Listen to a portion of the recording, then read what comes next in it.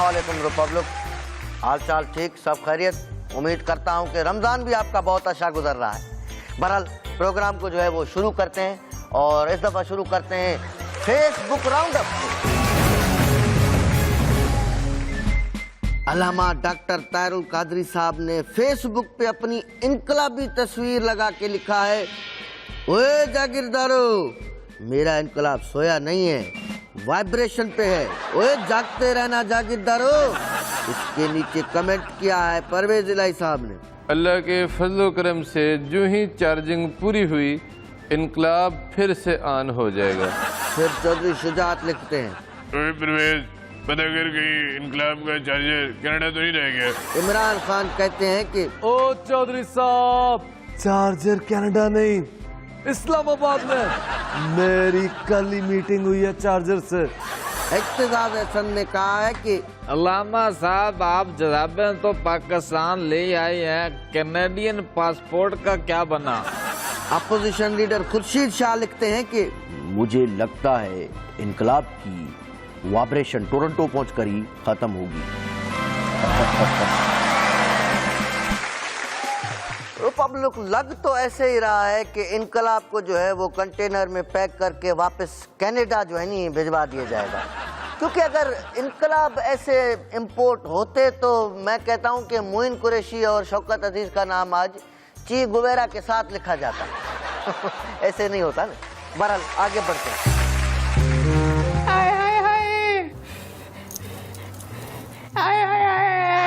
अस्सलाम वालेकुम नाज़रीन, मैं आ गई हूँ स्क्रीन पे और अपना टीवी ऑन कर लें और अपना मूड ऑफ कर लें। तो मेरा मतलब है मूड और अपनी स्क्रीन जो है टीवी की वो दोनों ऑन कर लें।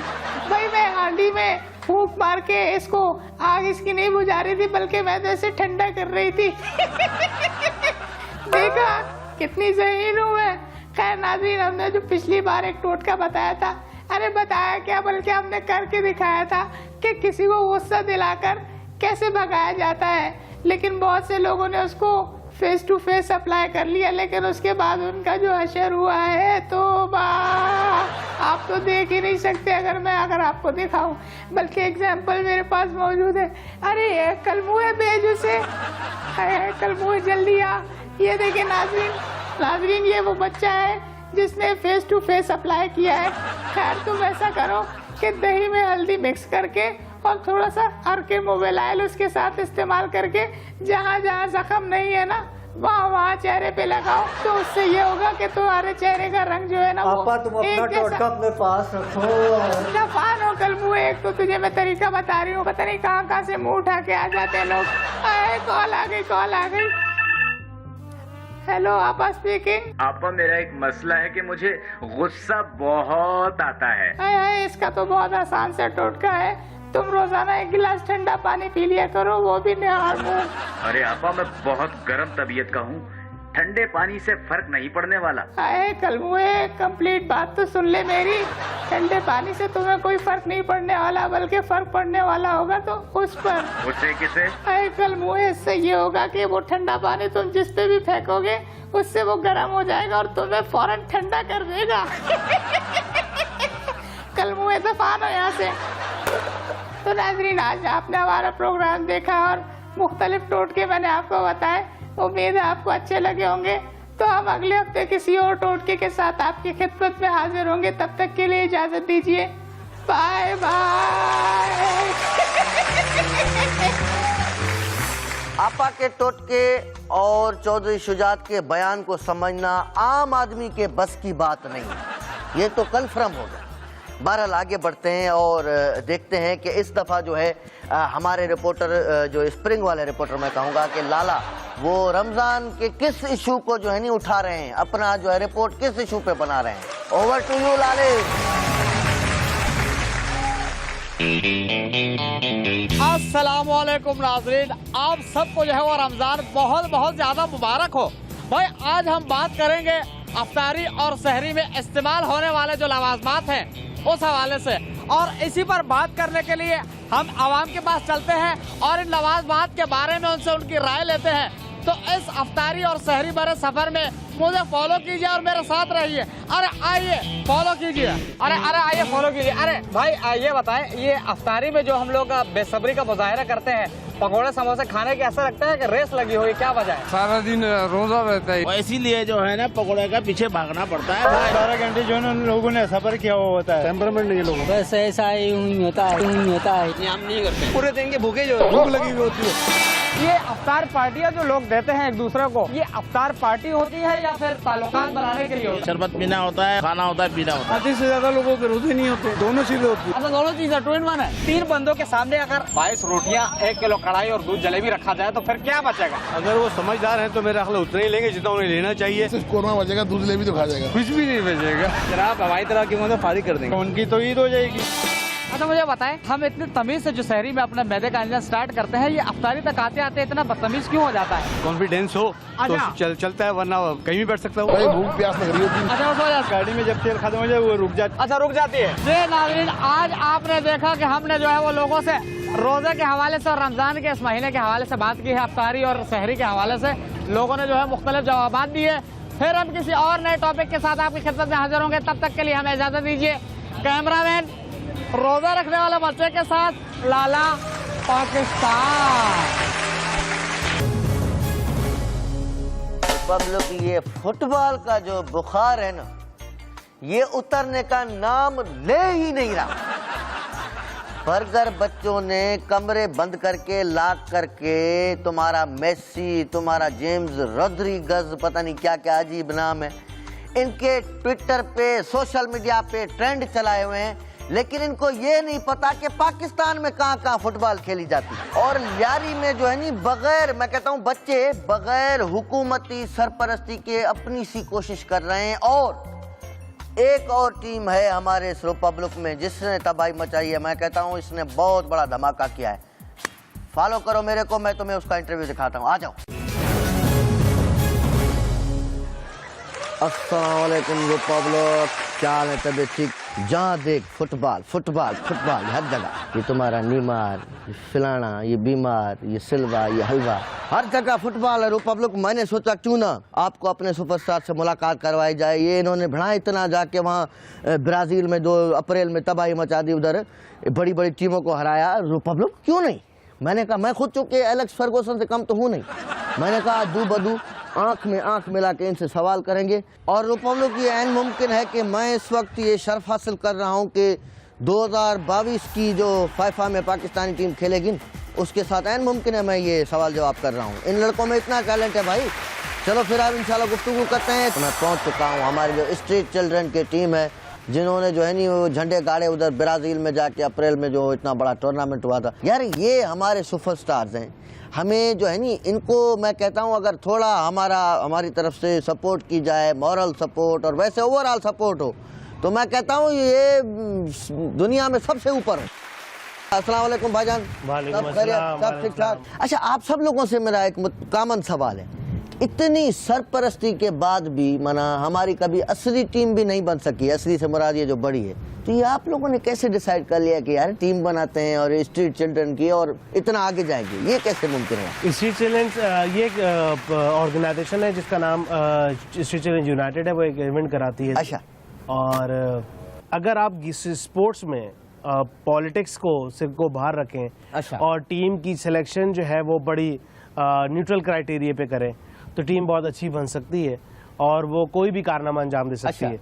और ये वो बच्चे हैं जो सोसाइटी से बड़े निगलेक्टेड थे। अच्छा। और इन्होंने ये प्रूव किया कि पाकिस्तान के कोई भी यूथ हो, किसी भी लेवल पे हो, अगर उन्हें अपॉर्चुनिटी मिले, अच्छा, तो वो कोई भी कारनामा अंजाम दे सकते हैं। सर किसने कॉन्फिडेंस दिया कि ये मुमकिन है कि आप जो है नहीं उधर ब्राज़ील में जाके, इतना प्रेशर है, इतना सारा प्रेशर है वहाँ पे, पूरी दुनिया की टीम है, पाकिस्तान को तो कोई जानता ही नहीं है यार, माना फुटबॉल के हिसाब से, तो ये कॉन्फिडेंस आया कहाँ से? माशाल्लाह बिल्कुल छोटे छोटे बच्चे हैं रिपब्लिक, ये बिल्कुल मैं मतलब हैरान हूँ। वाह वाह। ये बच्चे अपने तौर पे खुद भी काफ़ी कॉन्फिडेंट थे और आज़ाद फाउंडेशन ने जो है वो इनको बड़ी काउंसलिंग प्रोवाइड की। कि आज़ाद फाउंडेशन की स्ट्रीट चिल्ड्रंस पे गुज़िश्ता 14 साल से काम कर रही है। अच्छा। और 4 कैटेगरीज हैं स्ट्रीट चिल्ड्रंस की डेफिनेशन में: living, working, out of school और बैगर्स। तो ये तीनों कैटेगरीज के जो बच्चे हैं वो इस टीम में मौजूद हैं।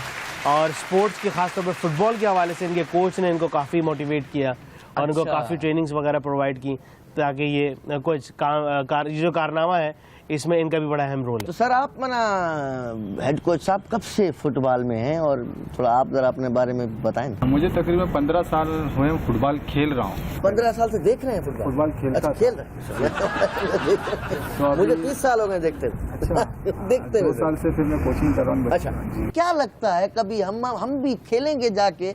आप लोग हैं ये आप ही करेंगे, वरना मतलब और तो किसी में उम्मीद नहीं है कोई ऐसी उम्मीद की किरण है कि हम भी कभी फीफा वर्ल्ड कप खेलें? पाकिस्तान में इस कामयाबी के बाद बहुत ज़्यादा पजीराई मिली है पूरे ऑल ओवर द पाकिस्तान। अच्छा।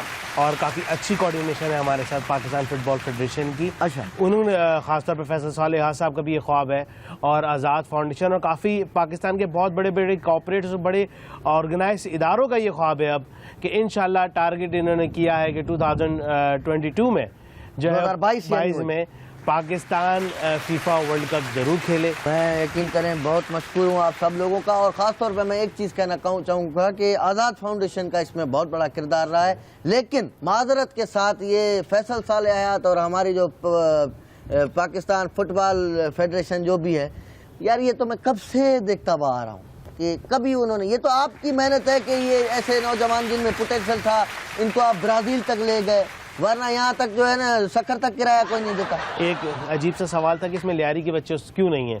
अच्छा। लियारी के बच्चे काफ़ी आए और वो ट्रस्ट नहीं कर पा रहे थे क्योंकि लाड़काना तक टीम नहीं गई थी, तो ये ब्राजील तो बहुत वही बात है, बिल्कुल तो दोस्त पर हम बहरहाल दुआई कर सकते हैं, इस पे हम क्या कर सकते हैं। इरफान महमूद साहब बहुत शुक्रिया आपका और हम आपको बेस्ट ऑफ लक भी कहेंगे, और जनाब हेड कोच साहब का भी हम बहुत मशकूर हैं। मैं ये बात जानता हूँ कि अगर उस दौर में पाकिस्तान में से प्लेयर्स को सपोर्ट की जाती तो आज मेसी नेमार पाकिस्तान में से भी होते हैं। बिल्कुल। और आप यकीन करें जिस तरीके से इनसे मैंने पूछा कि जिस तरीके से तुमने वर्ल्ड कप में गोल्स किए हैं ख़ासतौर पे इंडिया और कीनिया और फिलिपीन के खिलाफ, ऐसा कोई भी गोल तुम्हें पूरे टूर्नामेंट में अब तक दिखा है? अब राजिक मुश्ताक ने 13 में से डबल हैट्रिक की इंडिया के अगेंस्ट, कैप्टन है टीम के ये माशाल्लाह। तो ऐसे गोल्स तुम्हें पूरे टूर्नामेंट में नहीं मिले।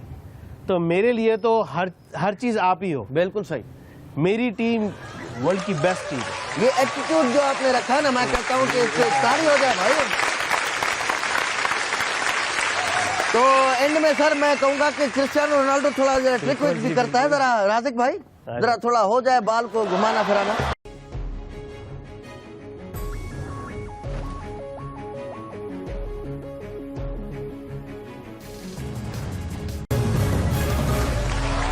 अस्सलाम वालेकुम। खैबर महरान माह रमजान में सबसे ज्यादा देखे जाने वाले न्यूज चैनल बनाना न्यूज नेटवर्क के न्यूज डेस्क में आपको खुशामदीद। सबसे पहले हेडलाइंस। तहफ़्फ़ुज़ पाकिस्तान बिल पार्लियामेंट में मंजूर, किसी जमात ने मुखालिफत नहीं की। मुराद सईद और अरसलान इफ्तिखार के दरमियान कबड्डी कबड्डी। और धांधली के बिला सबूत इल्जामात पर इफ्तिखार चौधरी का इमरान खान को कानूनी नोटिस भिजवाने का फैसला। और नाज़रीन, तवील बहस मुबाहिसे और एतराजात के बावजूद तहफ़्फ़ुज़ पाकिस्तान बिल कौमी असम्बली से मंजूर हो गया। इस बिल की मुखालफत में एक भी वोट नहीं पड़ा। हैरान कुन बात यह है कि कायदे तहरीक जनाब अल्ताफ हुसैन भाई ने कुछ अरसा पहले इस बिल की मुखालफत में एक बयान दिया था, मगर उसके बावजूद कौमी असम्बली में एक भी वोट, जी हाँ एक भी वोट इस बिल की मुखालफत में नहीं पड़ सका। इस बारे में बात करने के लिए हमें ज्वाइन कर रहे हैं एमकेएम के रहनुमा जनाब फारूक सत्तार साहब। फारूक सत्तार साहब, वेलकम टू द शो। वो आए घर में हमारे, खुदा की कुदरत है, कभी हम उनको और कभी अपने घर को देखते हैं। भाई बड़ी बात है, इतने अरसे बाद आपने आखिर याद कर लिया हमें। वैसे क्या हाल है बनाना वालों, रोजे वोजे सही जा रहे हैं या नहीं?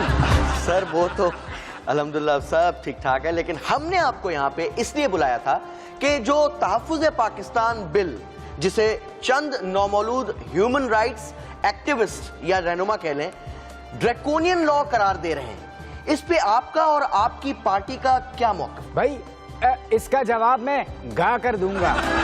खान साहब इजाजत है? ऐसे दस्तूर को सुबह बेनूर को मैं नहीं मानता, मैं नहीं मानता, तो भाई देखें, हम तो शुरू दिन से ही इसके खिलाफ हैं। वेल, ठीक है सर, हम आपकी बात से एग्री करते हैं। अगर आप इस बिल के खिलाफ हैं, आप बिल्कुल जैसा आप कह रहे हैं, आप इस बिल के खिलाफ हैं, तो फिर आपने ऐवान में इस बिल के हक में वोट क्यों दिया? भाई देखें, कौमी मफाद भी कोई चीज होती है, और अगर आप ये कहते हैं कि हमने मुखालफत के बावजूद हक में वोट दिया, तो भाई इसका जवाब बहुत आसान और सादा सा है।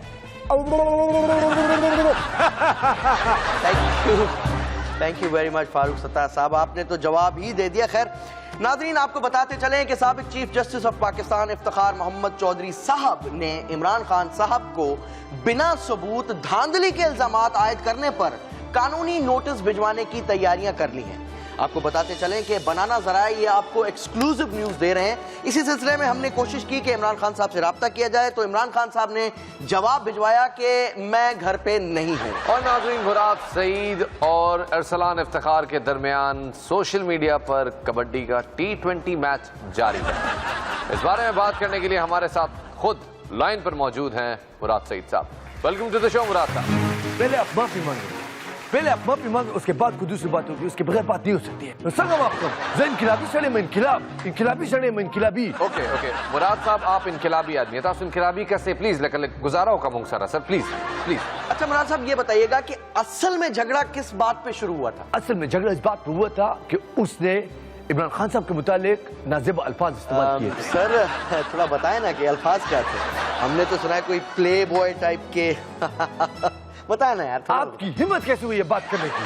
अभी पिछली बात वहाँ पे मुकम्मल नहीं हुई है, और इस बात पे आप दोबारा से हिम्मत पे अटैक कर रहे हैं, पर्सनल अटैक कर रहे हैं। आपकी हिम्मत कैसे हुई है बात करने की? आप पहले इस बात पे माफी मांगे, उसके बाद पिछली बात पे माफी मांगे, और जब दोनों माफी हो जाएंगे उसके बाद प्रोग्राम आगे बढ़ेगा। उसके बाद प्रोग्राम आगे नहीं बढ़ सकता। मुराद साहब प्लीज कोऑपरेट होगा लिख मुंगसर यार, प्लीज। कुछ सवालात की तरफ आते हैं। मुराद साहब, ये बताइएगा कि हमारे जराए के मुताबिक आपने टॉक शोज में आने की तरबियत फिरदौस आशिक आवान से हासिल की है, इस बारे में कितनी सच्चाई है इस इल्जाम में? अभी इस बात पे आपने मुझे दोबारा पर्सनल अटैक किया, और इस बात फिर पहले इस बात माफी मांगे, उसके बाद पिछली बात माफी मांगे, और जब दोनों माफी मांग लेंगे उसके बाद डिसाइड करूंगा कि बात प्रोग्राम आगे चलता कि नहीं चलता। मुराद साहब ओके लेट मी हैंडल। मुराद साहब प्लीज काम डाउन मैं समझने वेले दा खबर है बिल्कुल मैं तो बात कोई के जान सर से मिलू के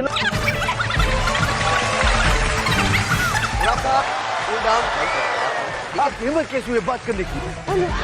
इस सिलसिले को यहीं खत्म करते हैं। नाजरीन, ये था जो भी था आपके सामने था। न्यूज़ डेस्क से आज के लिए इतना ही। देखते रहिए BNN। नहीं, मैं आपसे नाराज हूँ। मैं मियाँ साहब आप सबसे नाराज हूँ। ओह छोटे मियाँ साहब आप आ गए। ओ छोटे मियाँ साहब आप क्यों आ रहे हैं आगे? आप मुझे राजी कर रहे हैं तो मैं राजी हूँ। मैं तो बिल्कुल नहीं खफा, मैं आप सबसे नहीं नाराज, मैं तो बिल्कुल ठीक ठाक हूँ। मैं कपड़े बदल कर जाऊँ कहाँ और बाल बनाऊँ, उसके लिए वो शख्स और शहर से याद आया, वो मेरी बांदरी क्या है? मेरी बांदरी किधर है? मेरी बांदरी बबलू बांदरी बबलू तुम्हें क्या हो गया बबलू? आंखें खोलो बबलू। की नब्ज चेक करता हूँ, की नब्ज नहीं चल रही, सांस भी नहीं आ रहा।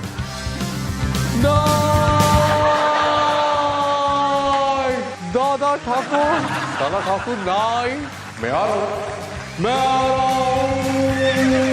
ओ चन्न मेरे मक्खना, ओ चन्न मेरे मक्खना।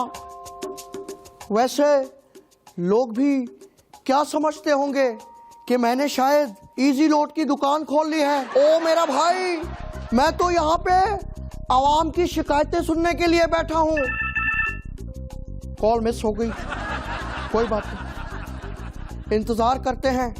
आज डायरेक्टली आवाम से राब्ता करके उनके दिलों में जगह बनानी है। नवाज शरीफ, ओ एक और मिस कॉल आ गई, हेलो, एक और मिस कॉल यार। मुझे तो ये लगता है कि शायद इजी लोड वालों ने तंग आकर ये तमाम नंबर्स ऑपोजिशन वालों को दे दिए हैं। ऑपोजिशन वाले ही मिसिंग कर रहे हैं। ओ भाई, अपना ऑयल ही चेंज करवा दो, अपना ऑयल। ओ एक और कॉल। एक और दफा मिस कॉल, इसको मैं कॉल बैक करके बताता हूँ कि नवाज शरीफ के साथ पंगा लेना इतना आसान नहीं। ओ मेरे भाई, अगर आपको हुकूमत से शिकायत करनी है तो मेरा भाई 20 रुपए का इजी लोड करवाना छोड़ दो, कम से कम इतना बैलेंस रखो कि कॉल मिल जाए। सर जी मैं फैसलाबाद बोल रहा। ओ मैं इस्लामाबाद वालों बोल रहे हैं। और दस ओ सर जी लोड शेडिंग ने हमारा जीना आराम किया हुआ है, आप सिर्फ बोलने पे गुजारा कर रहे हैं। ओ मेरा भाई, बिजली के पीछे नहीं, आपके शहर में मेट्रो बस लगा रहे हैं, आप उस बस के पीछे भागे, बल्कि मैं तो कहता हूँ बस के पीछे बेबस होके भागे। ओ सर जी बिजली का बिजली नू छड़, मैं तुम्हें बताता हूँ, चाइना, तुर्की, हर तरफ से इन्वेस्टमेंट ही इन्वेस्टमेंट आ रही है, बहुत डेवलपमेंट होगी। और डेवलपमेंट अपनी जगह सर जी, लेकिन बिजली। ओ मेरा भाई मेरी बात सुनो, ये प्रोपेगेंडा करना छोड़ दो, मुझे एक सवाल का जवाब दो, क्या इससे पहले कभी तुम्हारे शहर में मेट्रो चली? बोलो, जवाब दो। हेलो, कॉल ड्रॉप हो गई। ये चीज मेरे अजीज, इसी तरह नवाज शरीफ, इसी तरह सवाल कुछ जवाब कुछ। देखो कैसा उलझा दिया इसको मैंने।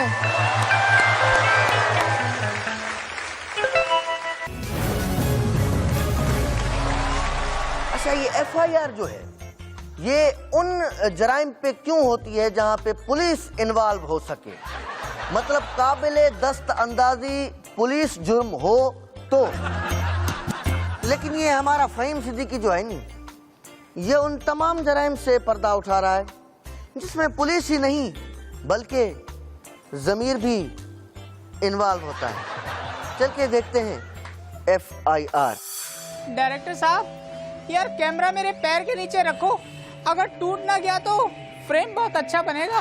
नाज़रीन, हजरत इंसान के बदलते बहरूप, जराइम के इतने बहरूप, भाई भूल भी सकता है बंदा।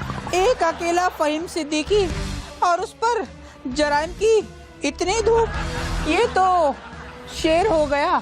खैर नाज़रीन, आज जिस जुर्म की मैं बात करना चाह रहा हूँ वो कोई आम जुर्म नहीं बल्कि बहुत ही संगीन जुर्म है। चोरी पैसे की नहीं, इसकी।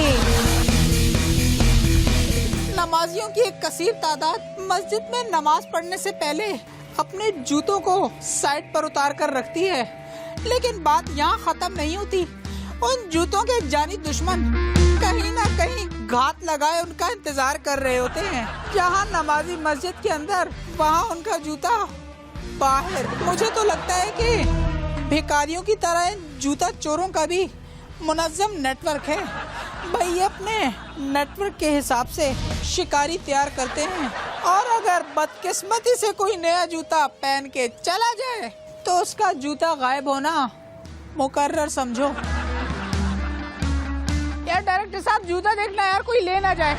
आखिर कब ऐसा होगा कि इन जूता चोरों के खिलाफ भी कोई तरमीमी बिल पास होगा?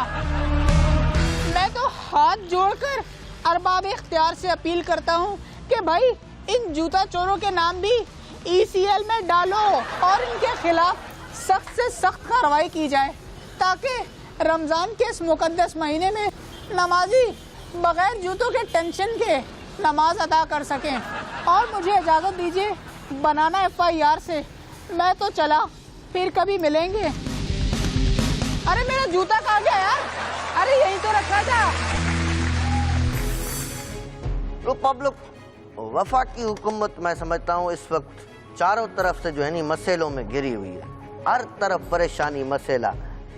इधर तुम्हारा ये अपोजिशन ने इसको परेशान किया हुआ है, उधर IDPs का मसला अलग है, और अभी ये ताज़ा जो है नी वफाकी हुकूमत जो हुकूमती जमात है नून के अंदर धड़ेबाजियों का एक बहुत शदीद मसला जो है नी शुरू हो चुका है। बिल्कुल मैं कहता हूँ कि इतना बड़ा प्रॉब्लम हो गया। चौधरी निसार मैं कहता हूँ अपनी बिल्ली समेत नाराज होके अलग हो गए, साइड पे बैठ गए।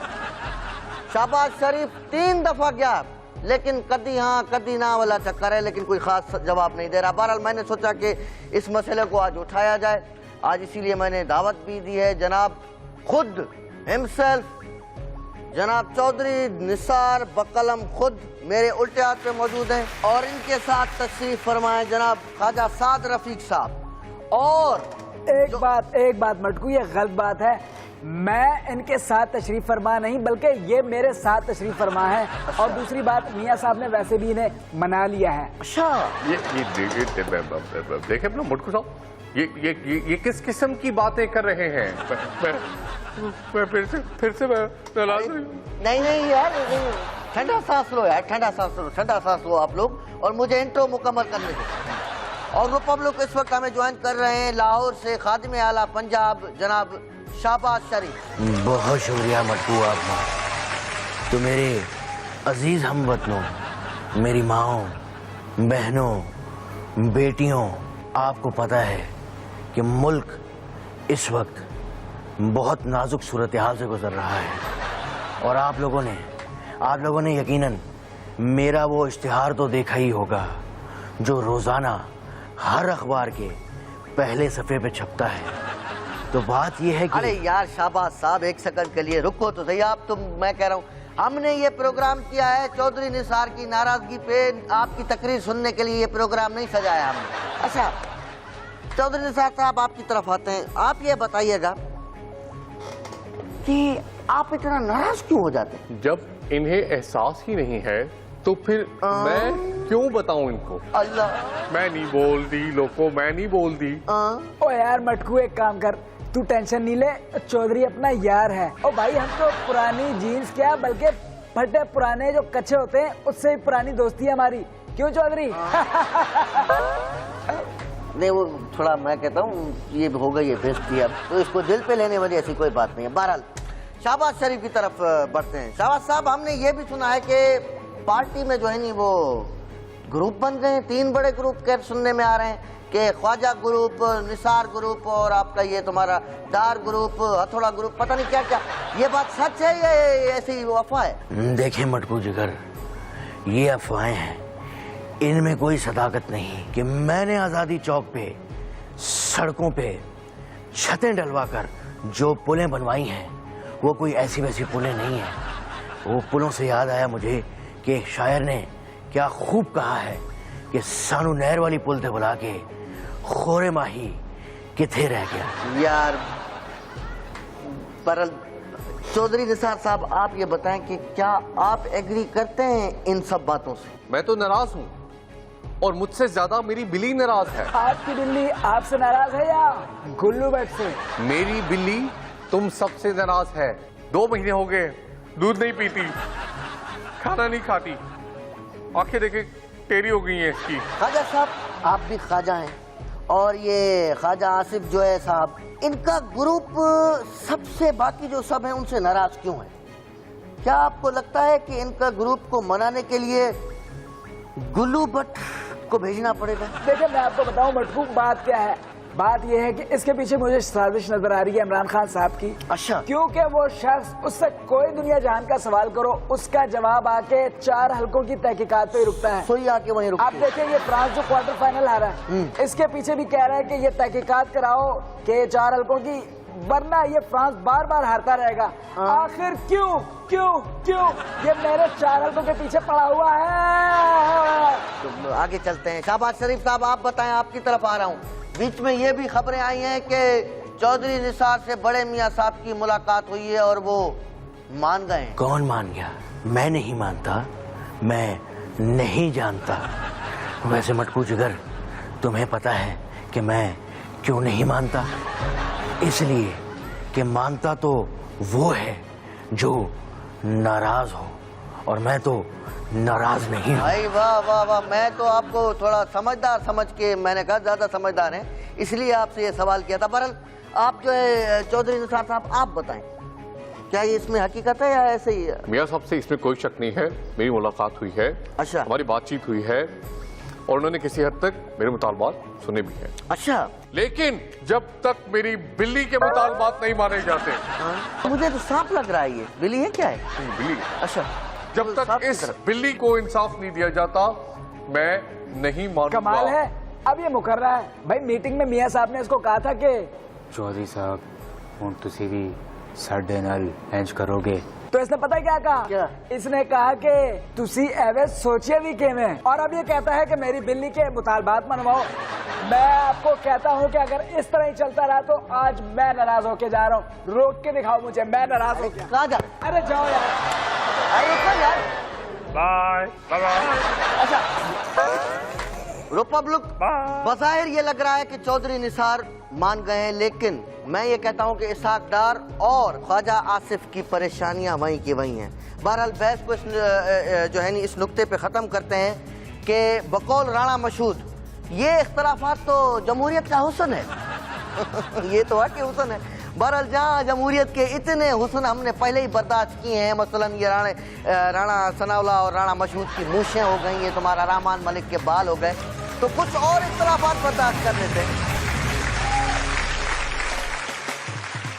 अच्छा रिपब्लिक, अब प्रोग्राम जो है वो क्लोज करने का वक्त आ चुका है, लेकिन एक हमारा अहम सेगमेंट अभी रहता है स्पोर्ट्स का। आप देखें बनाना स्पोर्ट्स, जहाँ पे ये भी चेक करें कि याया बेचैनी को आज पता नहीं कौन सी बेचैनी लगी हुई है। स्पोर्ट्स के बाद इजाजत। पेट कम तो हो गया लेकिन बाल बढ़ गए, क्या पता नहीं चलता। अस्सलाम वालेकुम नाज़रीन, आपको वेलकम करता है बनाना स्पोर्ट्स में आपका अपना होस्ट याया बेचैनी, और आज हमारे साथ मौजूद होंगे बाहों में चले आओ ओ हमसे सनम क्या पर्दा, ओ हमसे सनम क्या पर्दा। नाज़रीन, पर्दे की बात की है तो हमने पुकारा पीसीबी चेयरमैन नजम सेठी साहब को, और वो हमारे पुकारने पर बाहों में तो नहीं लेकिन स्टूडियो में चले आए। वैसे बहुत शुक्र है कि आप मिसबा को नहीं लेके आए साहब। वैसे अगर यूं कह लें तो ज्यादा अच्छा होगा कि बाहों से होते हुए स्टूडियो में आए। यानी गले मिलते हुए। गलत मत समझना, गले मिलते हुए। खैर अब बहुत शुक्रिया आपने बुलाया। वैसे अगर आपको मिसबा की इतनी याद सता ही रही है तो अभी भी आ सकता है मिसबा। नहीं, आप इस बात को छोड़ें, आप ये बताइए कि वर्ल्ड कप बड़ा चल रहा है फुटबॉल का, आप देख रहे हैं कि नहीं देख रहे? नहीं देखता। नहीं देखते? मैं भी नहीं देखता। अच्छा ये दांत निकालना बंद करो और शो शुरू करो। खैर नाज़रीन, आज हमने सेठी साहब को बुलाया तो था कि उनसे मेहदी हसन की क्लास की गजल सुने, लेकिन शायद उनका मूड नहीं है, तो इसीलिए हम उनसे क्रिकेट पे बात कर लेते हैं। तो सेठी साहब आप ये बताइए कि वर्ल्ड कप की तैयारियां आपने शुरू की है या नहीं? देखिए फिलहाल तो रमजान चल रहा है, और रमजान में होती हैं दो तरह की तैयारियां। आप पूछो कौन सी? कौन सी? तुम नहीं भी पूछते तो मैं खैर बता ही देता। देखो रमजान में होती है दो तरह की तैयारियां, एक होती है तैयारी सहरी के वक्त और दूसरी होती है अफ्तारी के वक्त। तो फिलहाल तो ये सहरी और अफ्तारी की तैयारियां चल रही हैं, देखेंगे वक्त आएगा तो वर्ल्ड कप को भी देखेंगे। लेकिन सेठी साहब वर्ल्ड कप में टाइम ही कितना रह गया? 8 महीने रह गए। तो सेठी साहब 8 महीने कम नहीं होते वर्ल्ड कप की तैयारी के लिए? अरे बहुत होते हैं यार, और वैसे भी टीपू सुल्तान ने क्या खूब कहा है कि शेर की एक दिन की ट्रेनिंग गिदड़ के 20 साल की मेहनत के बराबर होती है। आप दिल पे मत लेना, आपकी तरफ इशारा नहीं। अच्छा ये बताइएगा कि नए टैलेंट, मेरा मतलब है नए टैलेंट का क्या रोल देखना चाहेंगे आप वर्ल्ड कप में? मतलब कितना इन्हिसार करना चाहेंगे नए टैलेंट पे? वैसे आप इस सवाल की आड़ में मिसबा को हटाने का मुतालबा कर रहे हैं ना? सेठी साहब वैसे एक बात बताओ, आप बहुत ज़हीन हैं, मेरे दिल की बात आप फौरन समझ जाते हैं। आपके दिल की बात की नहीं, ये तो आपके दिल की पीड़ है, और इसे समझने के लिए किसी जहानत की जरूरत ही नहीं है। अच्छा नाज़रीन, बहुत हो गई मेरी इज्जत, अब हमें इजाजत दीजिए, फिर नेक्स्ट टाइम किसी और मेहमान के साथ आपकी खिदमत में हाजिर होंगे। तब तक के लिए हमें गुड बाय कहिए, अगले हफ्ते बनाना स्पोर्ट्स में फिर मुलाकात होगी आपसे। सेठी साहब पेट तो कम हो गया लेकिन बाल बढ़ गए, तरीका है कोई? इसका है तरीका, एक मैं क्या? आपको बताऊंगा। वो ये है कि आप तारिक अमीन के पास हैं, वो बड़े अच्छे बाल काटते हैं, या मुनीफ फारूक। अल्लाह यार कोई और बताएं।